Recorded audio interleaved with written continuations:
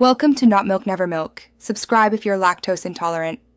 Before you remove any biometric lock, confirm you own the device and can unlock it. Use your existing PIN or password to authenticate. If you do not remember it, stop and recover your account first. Make a backup of important data before changing security settings to prevent accidental loss.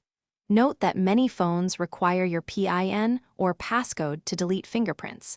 Keep your PIN handy. Most devices accept 4 digits or 6 digits, depending on your setup. Open Settings on your Android phone and go to Security or Biometric Settings. Tap Fingerprints or Fingerprint Manager to view saved entries. You will be prompted to authenticate with your PIN or password before changes. Select the fingerprint entry you want to remove from the list. Tap Delete, Remove, or the trash icon to erase that fingerprint from the device. Confirm the removal when prompted.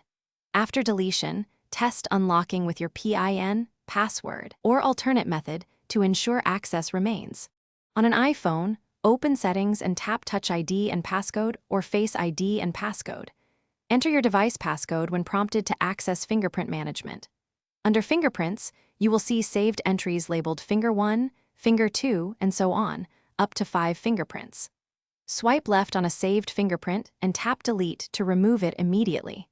To disable Touch ID for unlocking, toggle off Use Touch ID for iPhone unlock. Restart the phone and verify that only your passcode grants access. Thanks for watching. If this was helpful, leave a like and consider subscribing. See you next time.